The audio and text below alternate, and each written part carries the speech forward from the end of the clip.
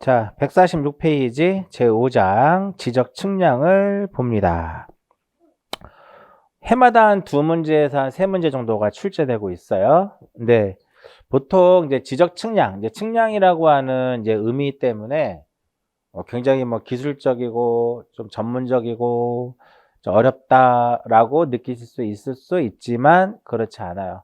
어차피 시험에 나오는 것은 가장 기본적인 것만 시험에 출제가 되고 있습니다. 자, 지금부터 제가 제 5장 지적 측량을 정리를 해드리도록 할게요. 제 5장 지적 측량.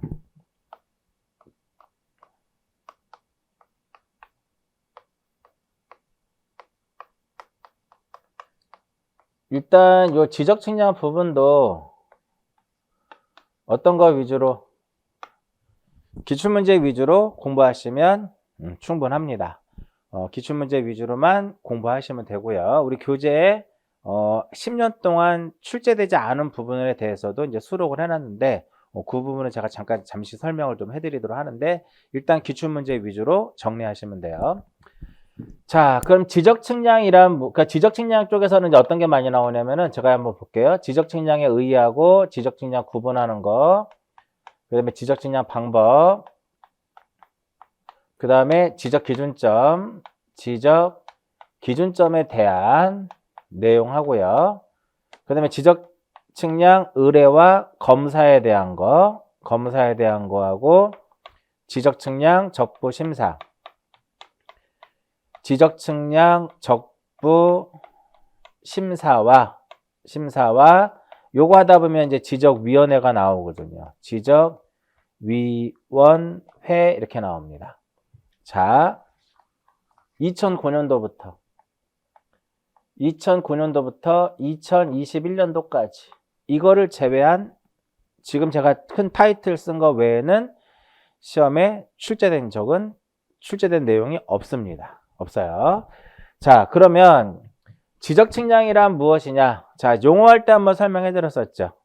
지적 측량이란 이 토지를 지적 공부에다가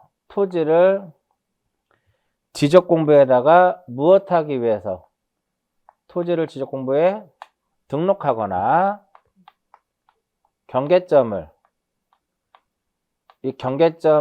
지상에다가 복원할 목적으로 어떤 필지의 경계와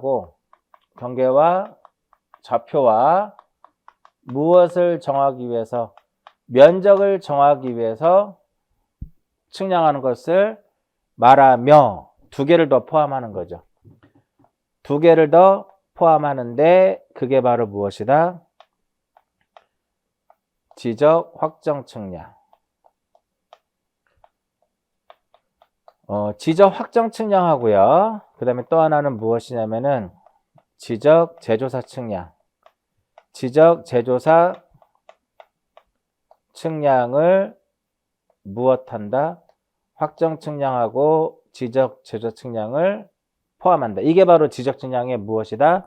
정의입니다. 공간 정보 구축 및 관리 등에 관한 법률에서 용어의 정의에서 규정한 지적 측량의 정의예요. 시험에서는 이게 제외한다 그러면 틀린 거고요. 이것만 조심하시면 되고요. 복습 한번 해볼까요? 우리가 면적을 구하기 위해서는 경계하고 좌표가 먼저 결정이 돼야 돼요. 그 좌표를 알면 면적 어떻게 구할 수 있다? 좌표를 알면 면적 어떻게 구할 수 있냐면은 좌표 면적 계산법. 좌표 면적 계산법에 의해서 면적을 구할 수 있게 되는 거고요. 경계를 알면 면적 어떻게 구할 수 있다? 전자 면적 측정 기법.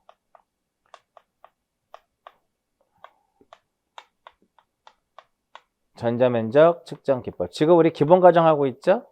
기본 과정에서 이제 오늘까지 하게 되면 지적이 모두 끝납니다. 그래서 이제 좀 꼼꼼하게 여러분들 한번 보시고요. 기출문제 한번 보러 오시면 12문제 다 맞힐 수 있습니다. 믿고 따라오시면 돼요. 지적은 배신하지 않습니다. 과목 중에 유일하게 전체 과목 중에 배신하지 않는 과목 중에 하나가 지적이에요. 지적.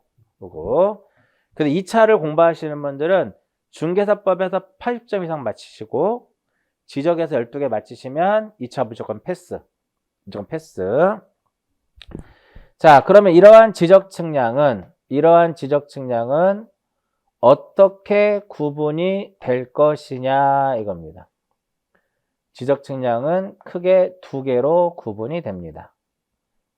기초 측량하고 지적 측량은 기초 측량하고 그 다음에 무슨 측량으로?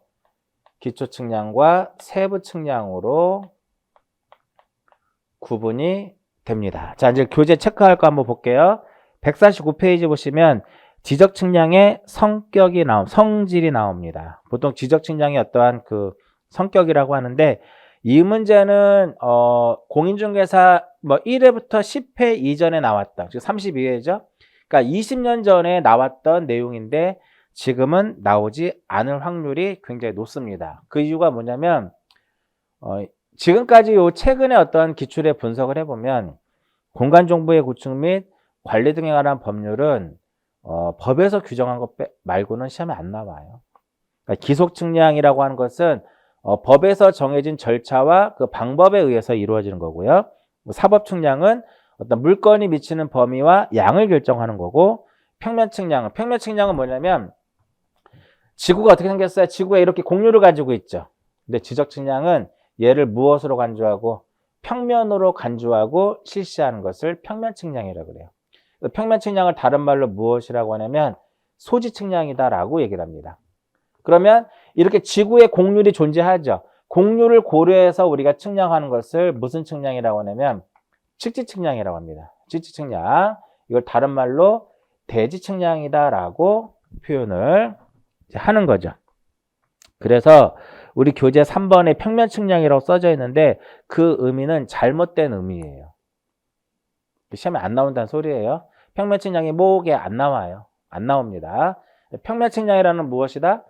지구의 공률이 있지만 지구의 공률을 고려하지 않고 측량하는 지역을 평면으로 간주하고 실시하는 게 평면 측량이고, 이와 반대로 지구의 공률을 고려해서 실시하는 측량을 측지 측량, 대지 측량이다 라고 얘기를 합니다. 그리고 지적은 이렇게 경계점에 대한 x, y를 주로 다루는 거잖아요. 그러니까 지적은 몇 차원의 개념이다? 2차원의 개념이에요. 그럼 만약에 x, y, h까지 하게 되면 이거 몇 차원이에요?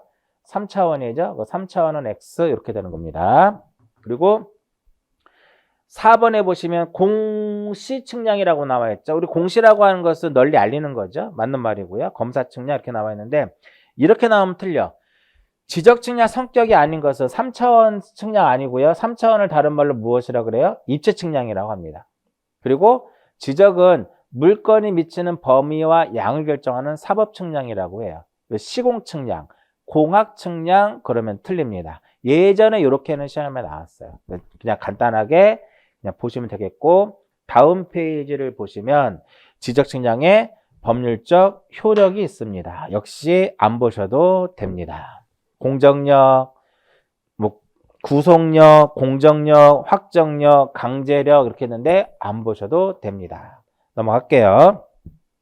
그 다음에 지적 측량의 구분 및 종류와 실시대상. 여기서부터 이제 봅니다. 자, 지적 측량은 기초 측량하고 무엇으로 나누냐면은 기초 측량하고 세부 측량으로 나눠집니다. 그러면 기초 측량이라고 하는 것은 뭐냐면 지적 기준점. 요 지적 기준점을 무엇하는 것이다? 정하기 위해서.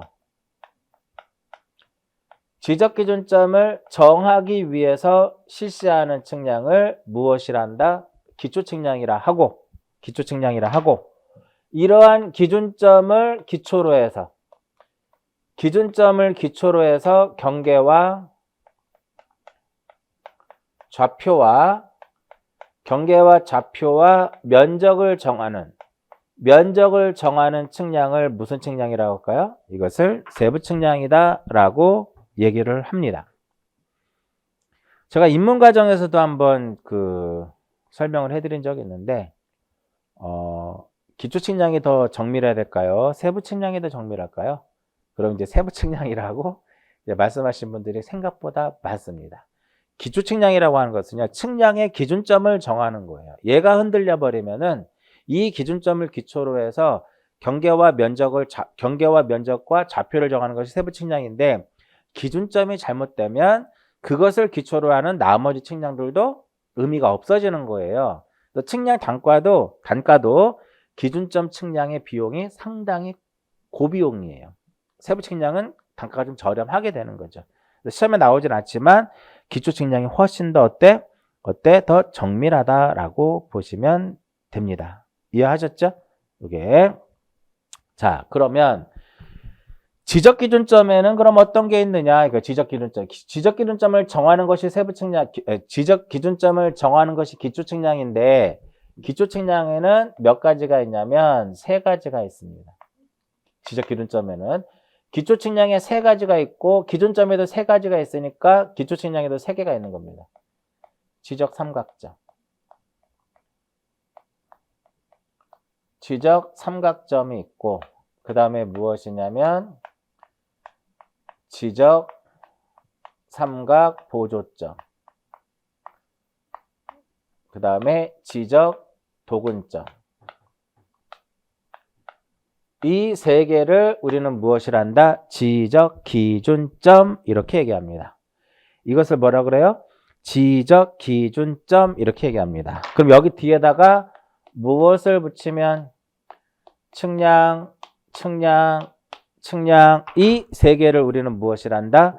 기초 측량의 종류다라고 얘기를 합니다. 즉 지적 삼각점 측량, 지적 삼각 보조점 측량, 지적 도근점 측량, 이렇게 세 개를 무엇이라고 그래요?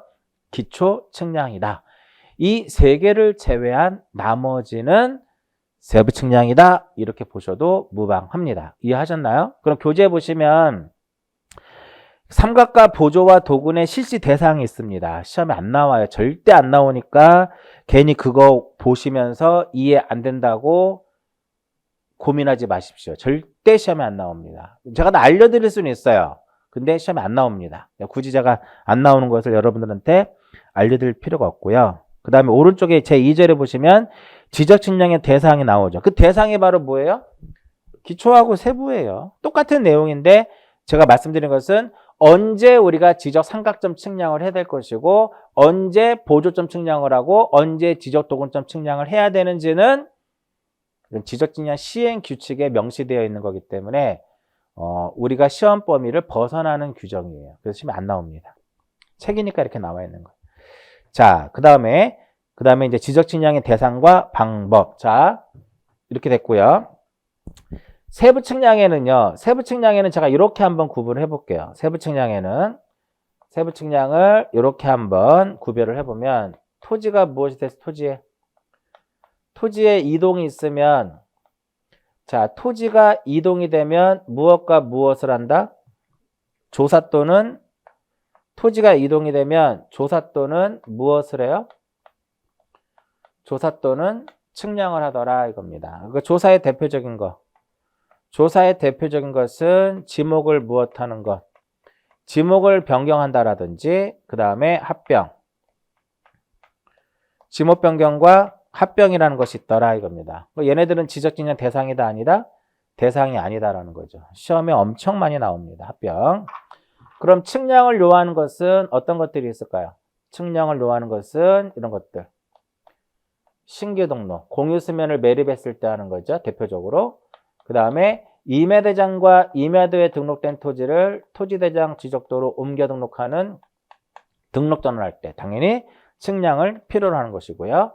그 다음에 1필지를 2필지 이상으로 나누기 위해서 분할할 때도 측량을 하고, 지적도에 등록되어 있는 경계점의 정밀도를 높이기 위해서 작은 축척을 큰 축척으로 바꾸어 등록하는 축척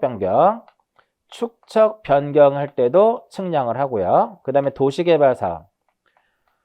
도시개발 사업이 완료됨에 따라서 실시하는 측량을 우리는 무슨 측량이라고 한다? 도시개발 사업이 완료가 되면 토지의 표시를 새로이 확정해야 돼요. 이때 실시하는 측량을 무슨 측량이라고 하냐면 지적 확정 측량이다라고 지적 확정 측량이다라고 얘기를 합니다. 그리고 여기다 쓸게요. 이어서 자, 등록사항을 무엇하기 위해서 등록사항을 정정하기 위해서 지적 측량이 필요할 수도 있거든요. 이때 측량하는 게 바로 무엇이다? 등록사항 정정 측량이고 지난주에 바다로 된 토지의 등록 말소 바다로 된 토지는 등록을 무엇을 해야 돼요? 말소를 해야 된다 이겁니다. 그래서 바다로 된 토지의 등록 말소를 위해서 실시하는 게 바로 무엇이다? 말 그대로 바다로 된 토지의 등록 말소 측량이더라 이렇게 되는 겁니다. 그 다음에 기타에는 크게 두 가지로 보시면 돼요. 여기서 시험에 나왔죠. 작년도에. 지적 현황 측량.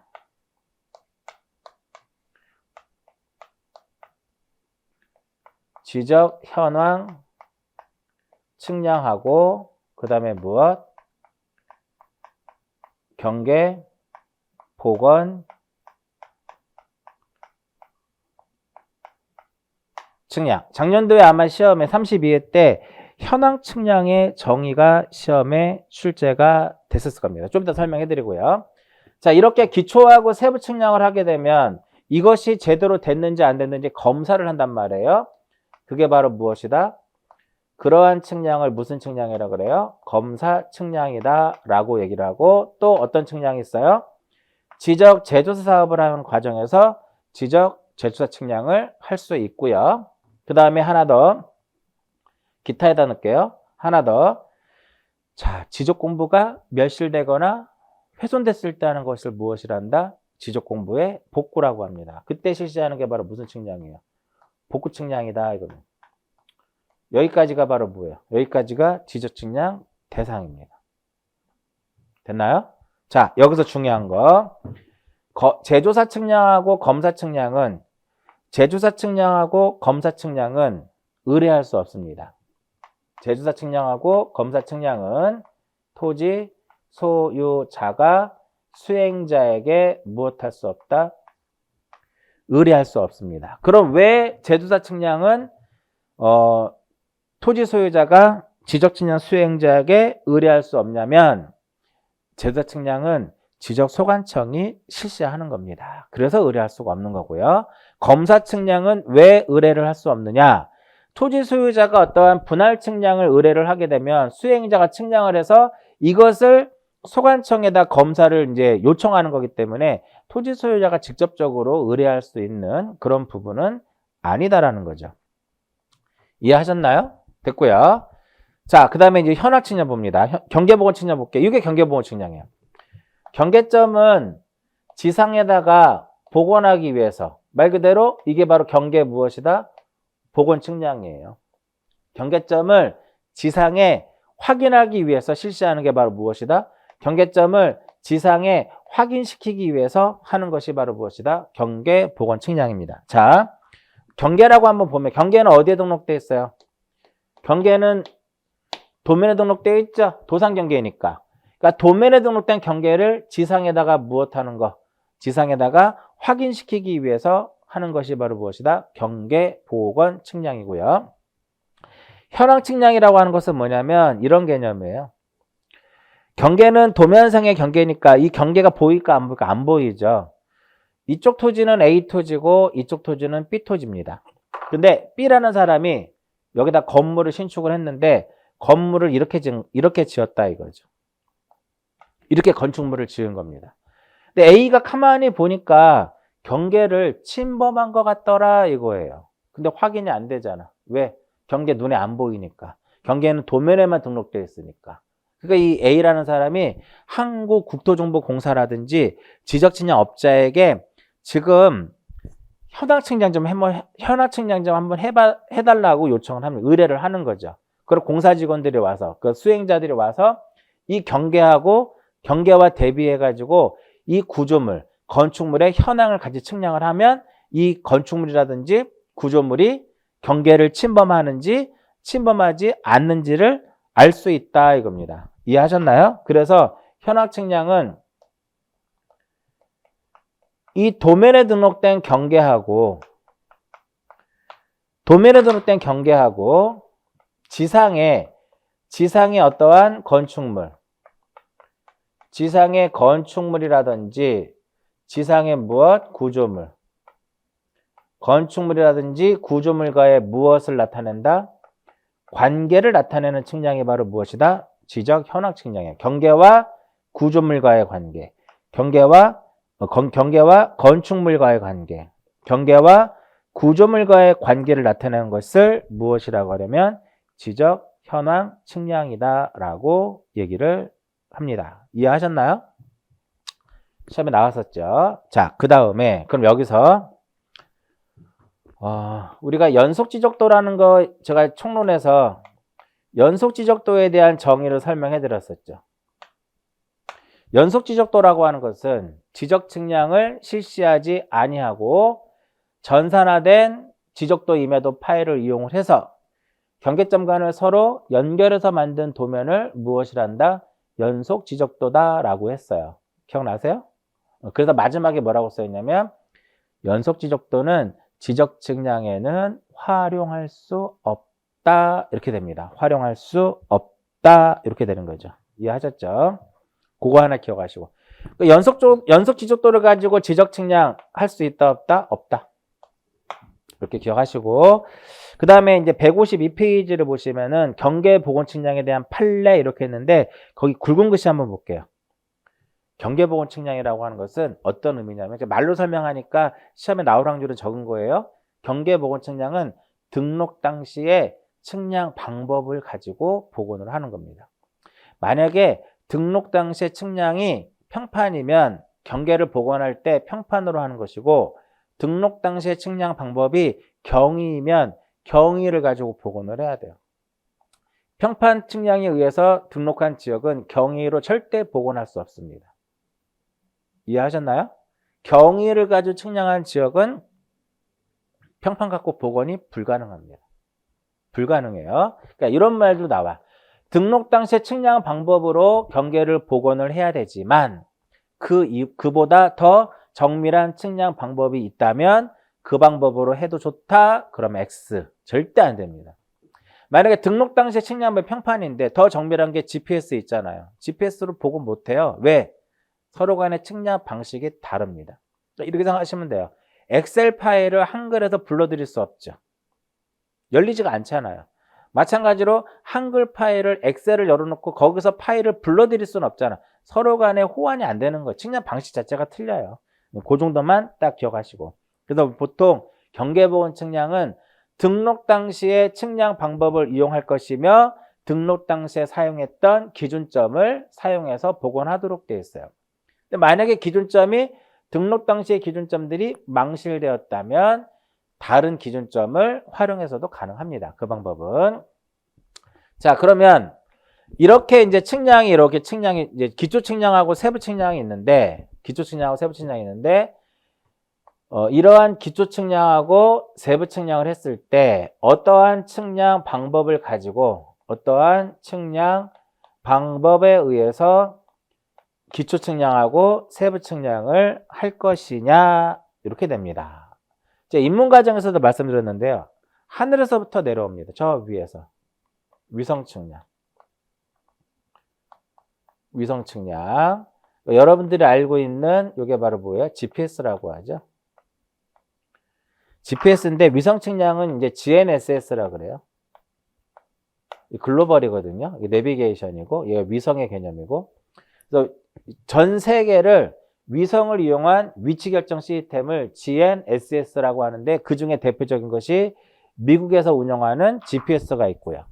그 다음에 러시아에서 운영하는 글로나스, 유럽에서 운영하는 갈릴레오, 중국에서 운영하는 베이두, 북도라고 하죠. 그 다음에 콤파스. 그래서 전 세계에서 어떠한 위성을 이용한 위치 결정 시스템들이 되게 많습니다. 우리나라는 아직 없어요. 그래서 GPS를 활용하는 거예요. 위성 측량. 위성 측량의 고도가 시험에 안 나와요. 고도가 2183km예요. GPS의 고도가 2183km입니다. 어마어마하게 높은 고도에서 지구를 돌고 있습니다. 11시간, 12시간 주기로 지구 주변에 최소한 24개의 위성들이, 그러니까 지금 한 30 몇 개 되죠? 지구를 돌면서 거기서부터 전파 신호를 받아가지고 우리가 위치를 결정하는 그런 개념이 위성 측량이다. 중요한 것은 위성 측량이 어떤 방식이냐 시험에 안 나옵니다. 절대 안 나옵니다. 그리고 좀 더 내려옵니다. 사진 측량. 사진 측량을 가지고도 하고요. 그 다음에 우리가 어떤 한 점의 x와 y를 구하기 위해서, x와 y를 구하기 위해서는 각이라는 것과 거리를 알아야 돼요. 그러니까 참고적으로 한번 보세요. 각과 거리를 알아야 되는데 각을 측정하는 장비를 경위 측량이라고 해요. 각을 측량하는 것을 경위다라고 얘기를 하고요. 거리를 측정하는 것을 무엇이라고 하냐면 전파 또는 광파 거리 측량이다. 거리라고 써 있잖아. 전파 또는 광파 거리 측량 이렇게 얘기합니다. 거리 측량이에요. 여러분들 그 골프 치시는 분들은 우리가 그 골프 레이저 측정기 있잖아요. 레이저 측정기가 바로 뭐냐면은 요즘에 옛날에는 레이저 측정기를 가지고 타켓이 존재를 해야 되는데 요즘에는 무타켓이라 그래가지고요. 레이저 측정기를 가지고 우리가 그린 위에 있는 그죠? 깃대를 딱 하게 되면 깃대를 맞고 돌아오면서 여기서부터 저기까지의 거리를 측정하는 거죠. 요게 그거예요. 광파기가. 그 다음에 평판 측량. 지금은 우리가 실질적으로 실무에서는 편파 측량을 사용하지 않습니다. 이거는 거의 100년 전에 어떠한 굉장히 오래된 측량 방법이지만 아직까지 법에는 이 측량이라는 것이 평파 측량으로 존재하는 이유가 아직까지도 평판 측량에 의해서 경계를 결정한 것이 남아있기 때문에 없앨 수 없는 거예요.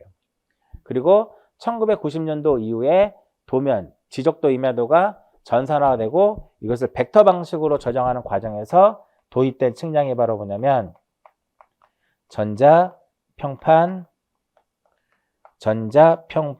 측량 이렇게 됩니다. 전자평판 측량 이렇게 돼 있어요.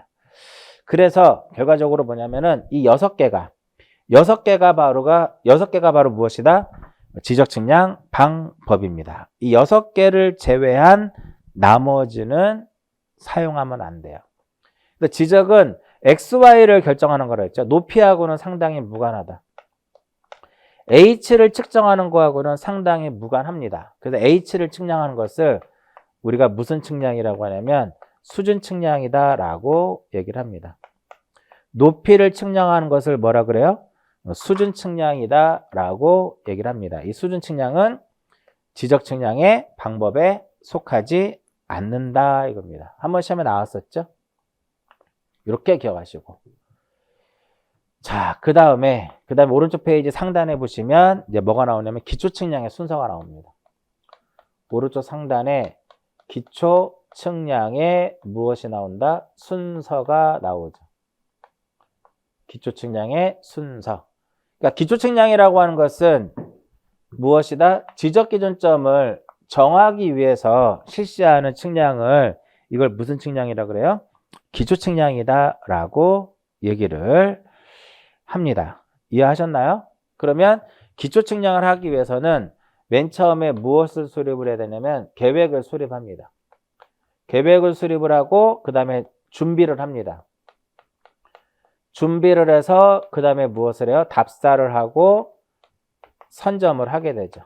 선점을 하고 그 다음에 조표를 합니다. 조표를 하고 그 다음에 무엇을 하냐면 관측을 하고 그 다음에 계산을 해서 계산을 하고 이제 마지막으로 이제 뭐예요? 성과표를 작성하는 겁니다. 성과표를 작성을 하는 것이다 이겁니다. 시험에 나올 수도 있죠. 계획, 준비, 답사, 선점, 조표, 관측, 계산, 성과표 정리 이렇게 되면.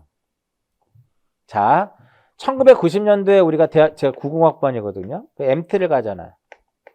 MT를 가게 되면 지금은 인터넷이 발달했기 때문에 뭐 상관이 없지만 과거에는 인터넷이 없던 시절에는 우리가 MT를 어디로 갈까라고 이제 3월에 이제 입학을 하게 되면, 학교를 들어가게 되면 이제 과대표가 선정이 되고 친목도모 차원에서 이제 MT를 가게 됩니다. 어디로 갈까 계획을 수립하는 거죠.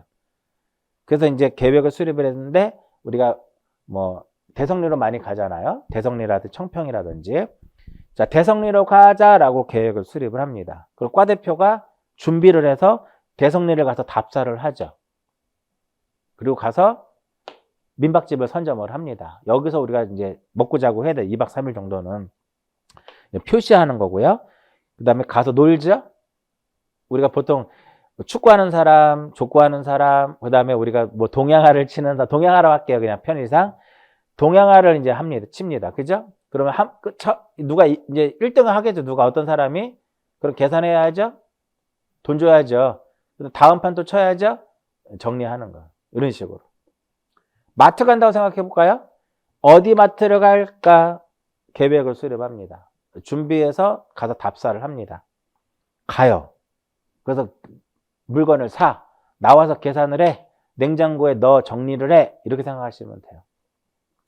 이게 뭐냐면은 이제 이걸 이거 다시 한번 이제 지적 측량하고 연결하게 되면은 계획을 수립하는데 우리나라 지도를 펴고 어디에다가 삼각점을 설치할 것이냐 계획을 수립을 합니다. 지용도를 보고. 들어만 보세요. 지용도를 보고 어디에다가 삼각점을 설치할 것인지를 선점을 합니다. 지용도를 보면 등고선이 그려져 있기 때문에요. 어디에다가 삼각점을 설치할 것인지를 우리가 거기서 선점을 하는 거예요. 계획을 합니다. 그리고 가서 준비를 해서 거기에 선점할 그 위치로 갑니다. 답사를 하는 거예요. 가서 보니까 땅바닥도 편편하고 견고하고 장애물이 없어. 선점을 하는 거죠. 거기다 이제 기준점을 이렇게 땅을 파가지고 기준점을 설치를 하고요. 기준점을 설치하고 멀리서 봐야 되기 때문에 얘가 안 보여요. 그래서 측표라는 것을 설치합니다. 측표라고 하는 것을 설치하는데 이러한 과정을 뭐라 그래요? 조표라고 합니다. 여기다 이제 뭐를 세워? 기계를 세워서 각거리를 관측을 하는 거야. 그 다음에 각거리를 관측을 하게 되면 그것을 계산해서 뭐 위거라든지 경거를 계산해서 좌표가 나오면 성과가 나오는 거거든요. 이런 것들 체크해서 보시는데 이해 안 되시는 분들은 그냥 계획. 항상 맨 처음에 뭐야? 계획. 뭘 봐야 계산하죠. 정리하고 이 순서를 기억하시면 될 것 같습니다. 자, 그럼 확인 예제. 30회 때 나왔던 문제가 되는데 기억, 니은, 디귿, 리을 모두 다 지적 측량 대상입니다. 이게 기억이죠. 기억이고요. 이게 니은이고요. 그 다음에 이게 디귿, 그 다음에 리을. 그러니까 이렇게 생각하시면 편해. 바다로 된 토지의 등록 말소는 측량 대상이 아니다라고 하면 1번 쓰겠죠. 조심하셔야 돼요. 어디까지가 바다인지 측량을 해야 됩니다. 쭉 넘겨서 157페이지로 오시면 지적 측량 기준 점이다 라고 나와 있어요. 아닙니다. 지적 측량 기준점이 아니라 옛날에는 우리가 지적 측량 기준점이라고 했어요. 근데 지금은 뭐라 그래? 지적 무엇이란다? 지적 기준점이다 라고 칭합니다. 지적 측량 기준점 아니에요. 옛날에는 지적 측량 기준점이 용어가 바뀌었습니다. 무엇으로? 지적 기준점으로. 참고적으로 시험에 나왔기 때문에 한번 설명해 드릴게요.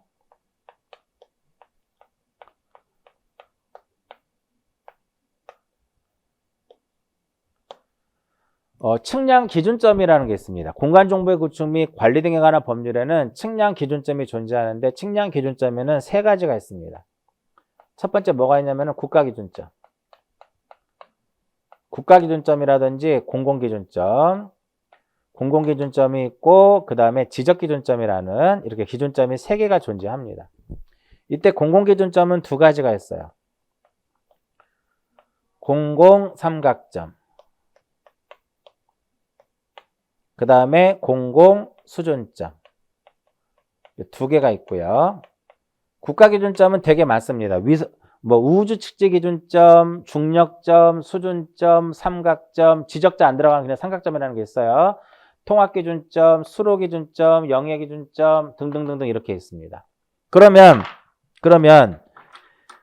공공삼각점이라든지 공공수준점을 설치하기 위한 것은 지적측량이다 아니다? 아니다라는 거죠. 시험에 한번 나왔습니다. 이 부분이.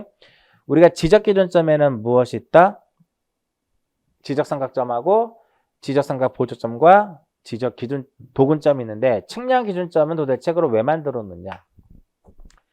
이 기준점이라고 하는 것은 기준이 없으면 모든 개개인들이 어떤 측량을 했을 때 통일성을 확보할 수가 없겠죠. 그렇죠? 기준이 없다면. 그래서 그런 기준이 있으면 그 기준점을 기초로 해서 측량을 하게 되면 어느 누가 측량을 하더라도 통일된 어떤 성과를 얻을 수 있다 이거야. 그래서 기준점은 측량을 하는데 정확성을 무엇하고 지적 측량할 때 정확성을 확보하고 측량에 있어서 효율성을 높이기 위해서 측량 시 기준으로 사용하는 점을 무엇이라고요? 측량 기준점이라고 하고 측량 기준점에는 국가기준점, 공공기준점, 지적기준점이 있더라 이겁니다. 자, 그래서 지적기준점이라고 하는 것은 뭐냐? 지적기준점이라고 하는 것은 뭐냐면 저기 정확성 확보하고 효율성 높이는 건 똑같아요. 지적 측량 시 정확성을 높이고 그죠? 측량의 효율성을 높이기 위해서 국가 기준점을 기준으로 해서 따로 정하는 점을 무엇이라 한다? 지적 기준점이다라고 얘기를 합니다.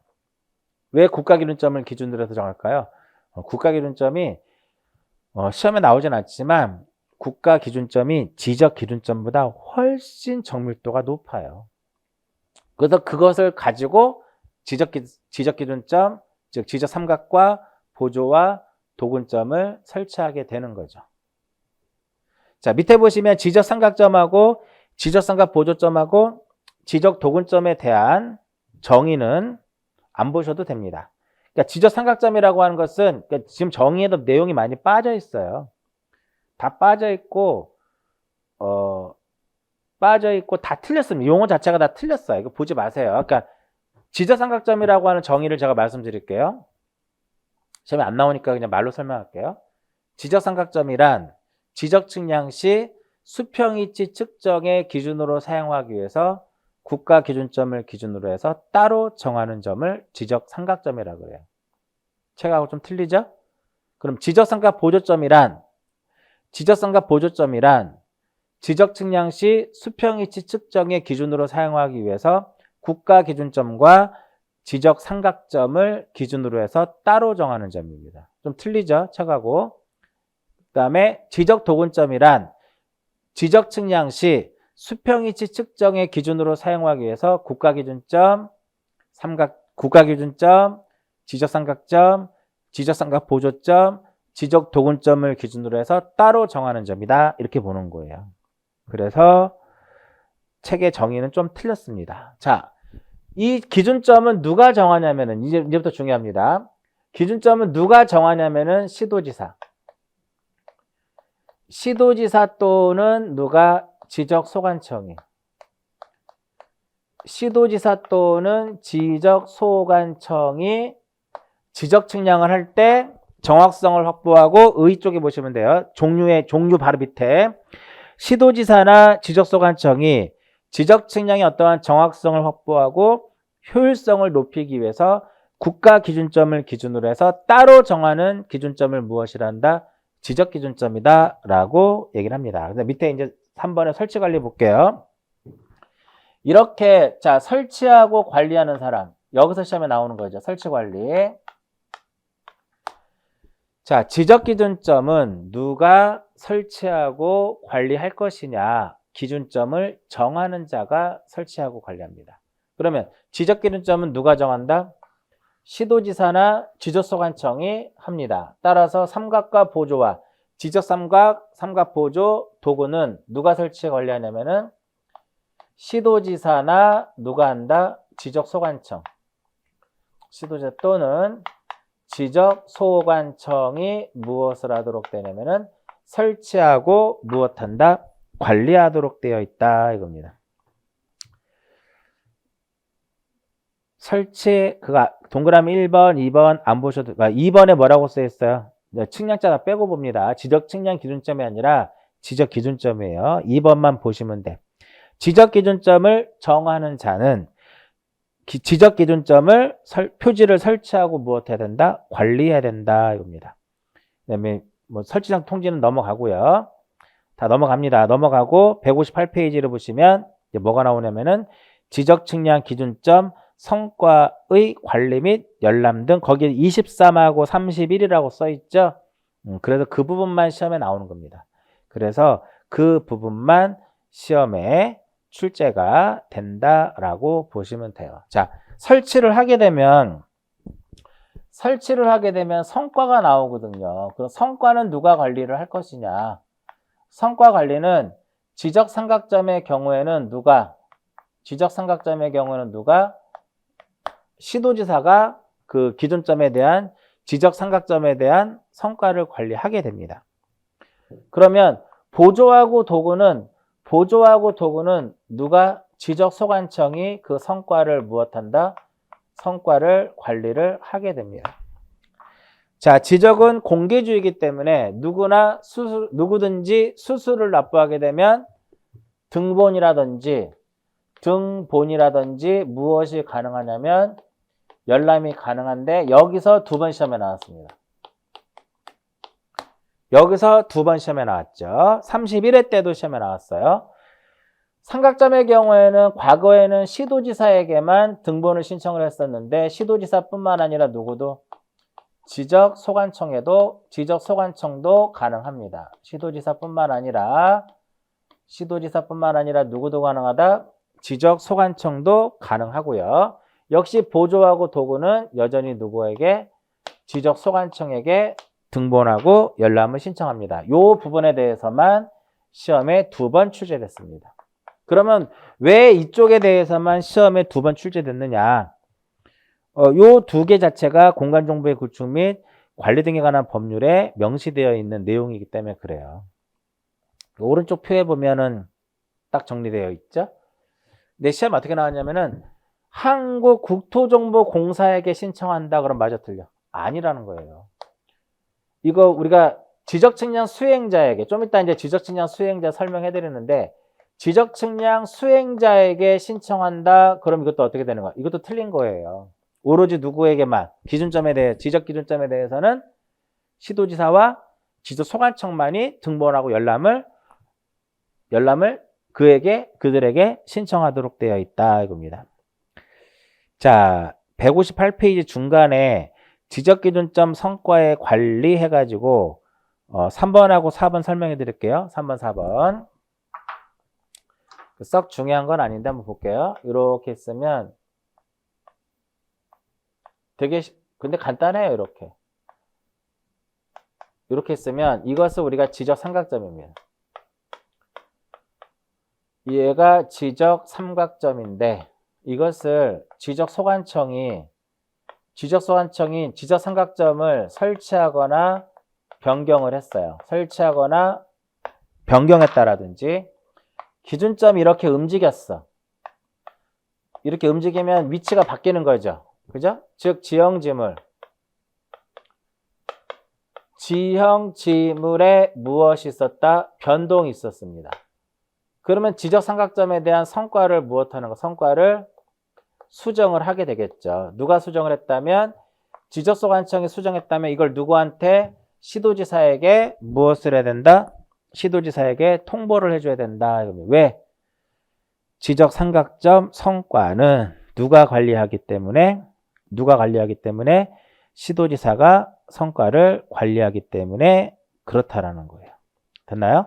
그 정도 보시면 되겠고 오른쪽 페이지에 보시면 측량을 위한 필요한 조치해가지고 타인의 토지에 출입이라고 써 있는데 과연 이게 나올까라는 생각이 들기도 하는데 제가 봐서는 거의 시험에 나올 확률은 없다고 봐요. 거의 시험에 나올 확률은 없는데 요거 제가 간단하게 정리만 해드릴게요.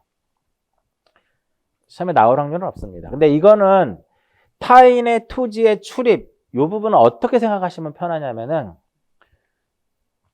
책에 있으니까 설명해 드리는데 여러분도 공법 공부하시죠? 공법에 보면은 타인의 토지 출입 있죠. 그거랑 똑같아요. 그거 생각하시면 됩니다.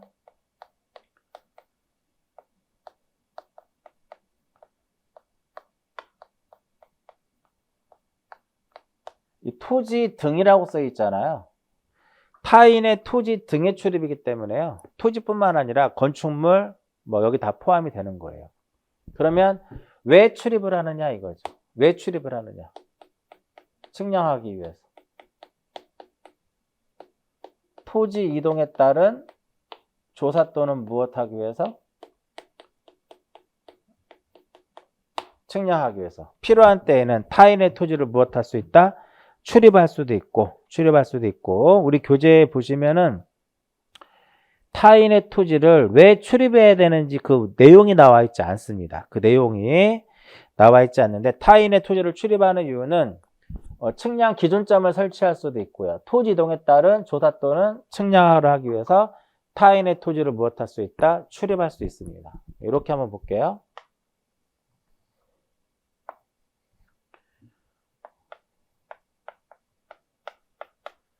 타인의 토지를 출입을 하고요. 일시적으로 무엇할 수 있냐면 일시적으로 사용을 하고 기타 중목을 무엇할 수 있냐면 제거할 수 있습니다. 제거할 수 있는데 타인의 토지를 우리가 출입을 할 때는요. 허가받아야 돼요. 타인의 토지를 출입하고자 할 때는 미리 무엇을 받아야 된다? 허가를 받아야 된다 이겁니다. 허가를 받아야 된다. 누구의 허가를 받냐면은 시장, 군수, 구청장의 무엇을 받아야 되냐면 허가를 받아야 돼요. 근데 이제 일시적으로 사용하거나 장애물을 제거할 때는요. 미리 통지하고 토지 소유자라든지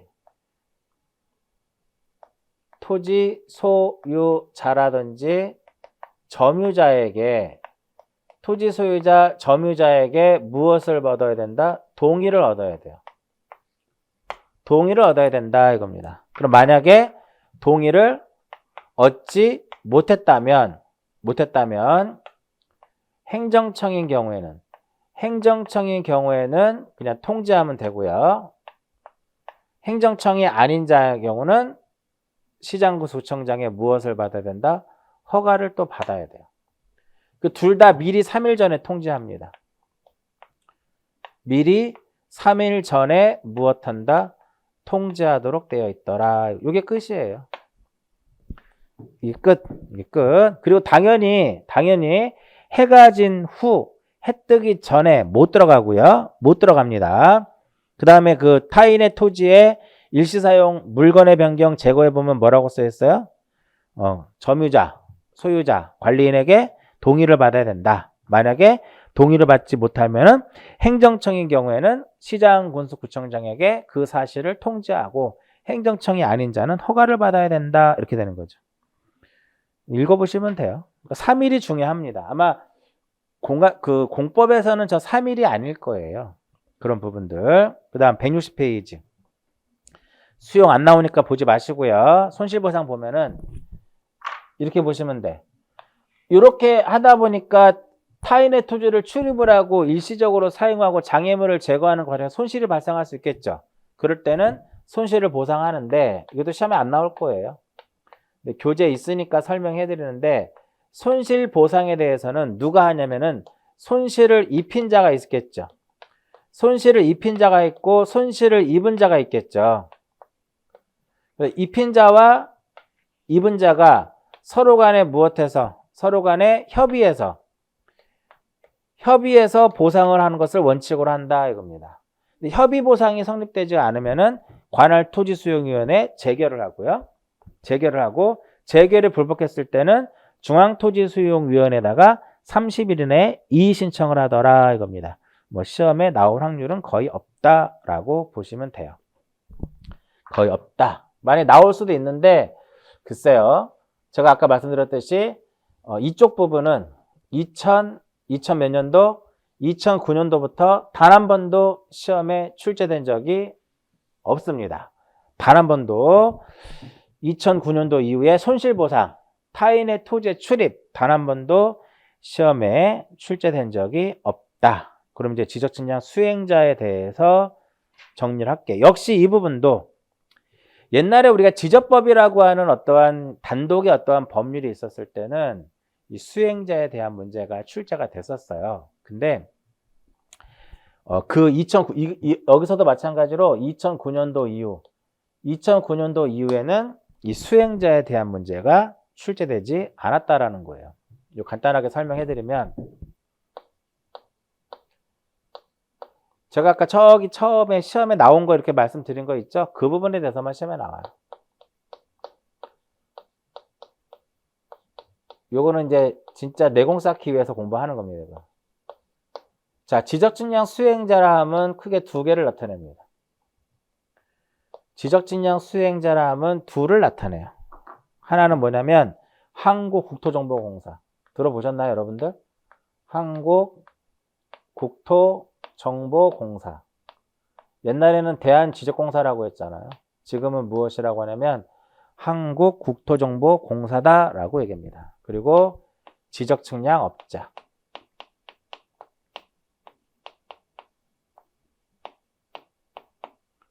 지적측량업자를 우리는 무엇이라 한다? 지적측량 수행차라고 얘기를 합니다.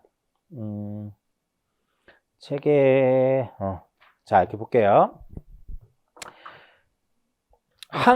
자, 한국국토정보공사하고 측량업자의 차이점은 등록을 해야 될 것이냐, 얘는 등록하지 않습니다. 얘는 등록을 해야 돼요. 얘는 한국국토정보공사는 지적 측량을 하기 위해 설립된 법인이거든요. 법인이기 때문에 그 법인의 주된 사무소 소재지를 관할하는 등기소에서 등기함으로써 이제 끝나요. 별도의 지적 측량업을 하기 위해서 등록을 하지 않습니다. 근데 지적 측량업자는 등록을 해야 돼요. 누구한테 등록을 하냐면은 시도지사에게 무엇을 해야 되냐면 시도지사에게 등록을 하게 됩니다. 그리고 보증을 설정을 해야 돼요. 보증을 설정을 하는데 이 보증을 설정하는 이유는 뭐냐면 내가 이제 토지 소유자가 수행자에게 의뢰를 했는데 이들이 측량하는 과정에서 의뢰인의 어떤 재산상의 손실을 끼칠 수 있잖아요. 그것을 보장하기 위해서 한국국토정보공사는 20억 이상의 보증보험에 가입을 하고 지적측량업자는 1억 이상의 보증을 설정을 해야 된다 이겁니다. 그러니까 지적측량업자는 얼마? 1억. 공사는 얼마? 20억. 163페이지에 보면 나와 있습니다. 163페이지에 보면 나와 있죠.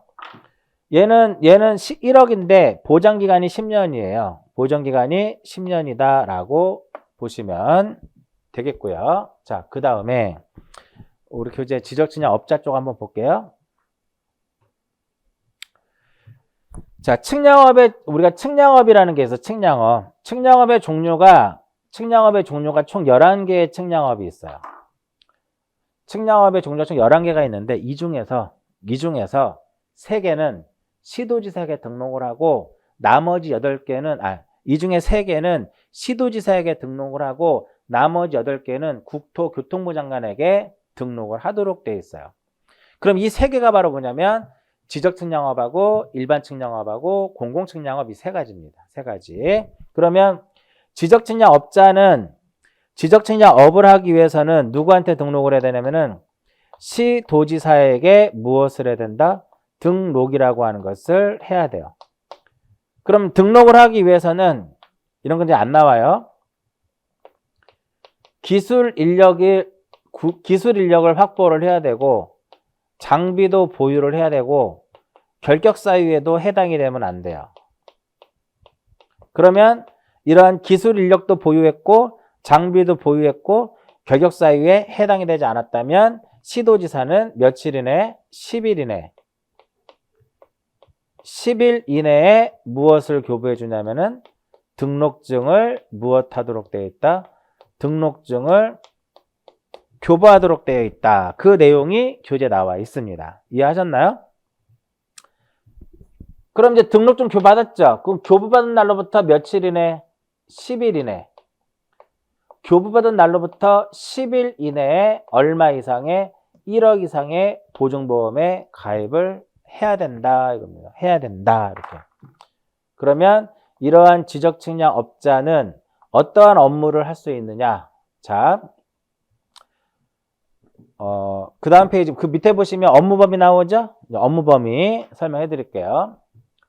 과거에는 한국국토정보공사가 아닌 뭐였냐면 대한지적공사였고요. 대한지적공사였고, 지적법에는 소관청이 지적 측량을 대행하도록 되어 있어요. 대행시키도록 되어 있는데, 이 대행을 하기 위한, 대행은 법인한테 대행을 시키는데, 대행법인의 요건이 쭉 몇 개가 쭉 있습니다. 옛날 2009년도 전에, 2000년도 전에, 20년 전이에요.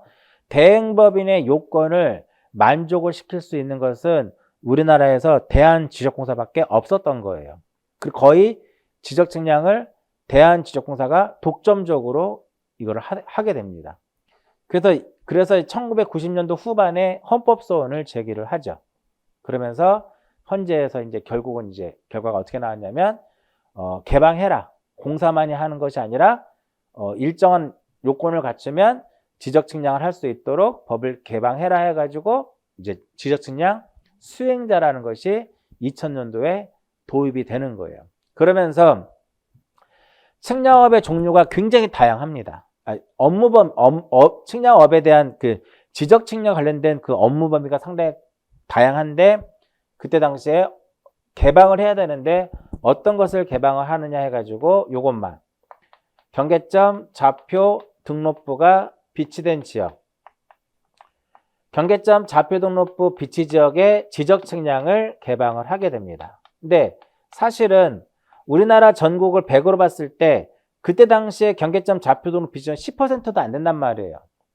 근데 업자들이 이것만을 가지고 먹고 못 살아. 그래서 안 된다 해가지고 법을 이제 최종적으로 협의를 한 것이 도시개발 사업이 완료됨에 따라서 실시하는 지적 무엇 확정 측량까지 개방을 하게 되는 겁니다. 이렇게 두 개를 딱 개방을 하는 거예요. 이렇게 먼저 처음에 이렇게 두 개를 딱 개방을 하게 되는 거죠. 그러면서 또 헌법소원을 또 제기합니다. 아까 우리 측량 방법 중에 평판이라는 게 도외지적이거든요. 평판 측량 시행 지역에서도 우리 측량할 수 있다. 이것까지 개방해라 했는데 결국 헌재에서 안 된다라고 했어요. 그리고 나서 그 이후에 지적 전산 자료. 지적 전산 자료라는 거 우리 지적 공부에서 배웠죠? 지적 전산 자료를 활용한 정보화 사업을 개방을 합니다. 하나 더 이게 추가가 되는 거죠. 그러면서 하나가 더 추가됩니다. 지적 제조사 사업. 지적 제조사 사업을 하는 과정에서 지적 제조사 측량도 여기서 무엇이 되냐면 업무 범위에 이제 들어갑니다. 그래서 이것 때문에 학생들이 질문을 많이 해요. 자, 제가 아까 지적 측량의 종류를 설명할 때 제조사 측량 의뢰할 수 없다 그랬죠. 수행자에게 의뢰할 수 없다 그랬죠. 수행자에게 제조사 측량 의뢰할 수 없는데 수행자의 업무 범위에는 제조사 측량이 들어가. 업무 범위에 제조사 측량이 들어가는데 왜 제조사 측량을 의뢰할 수 없냐라고 이거랑 이제 혼동이 돼서 이제 질문을 많이 합니다. 왜 의뢰할 수 없냐면 제조사 측량은 소관청이 하면서 이제 지금은 법 바뀌어서 소관청이 책임 수행 기관에 제조사 측량을 위탁시킵니다.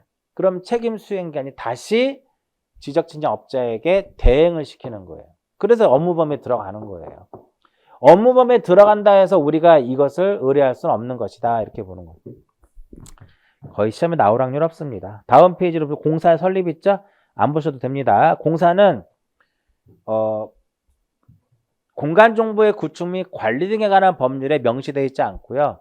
별도로 옛날에는 2015년도까지는 있었는데 2015년도 이후에 국가공간정보기본법으로 한국국토정보공사가 넘어가요. 절대 시험에 안 나옵니다. 거기 있는 거 다 읽을 필요도 없고요. 그 정도 넘어가고요. 그 대신에 이런 것들은 요거는 혹시나 모르니까 알고 계시고 오른쪽에 보면 성실 의무 상식적인 선에서만 보시면 돼요. 지적 측량 수행자는 신유와 성실로서 공정하게 지적 측량을 해야 될 것이며 정당한 사유 없이 거부해서는 안 되고요. 두 번째, 자기 토지 측량하면 안 되고 세 번째, 스스로 외에 어떤 대가를 받아서는 안 됩니다. 책임 나와 있죠? 책임. 책임에 대해서는 다른 거 볼 필요 없이 공사는 20억, 업자는 보장기간 10년, 1억 이상의 보증보험에 보증을 설정해야 될 것이고 업자는 10일 이내 해야 된다.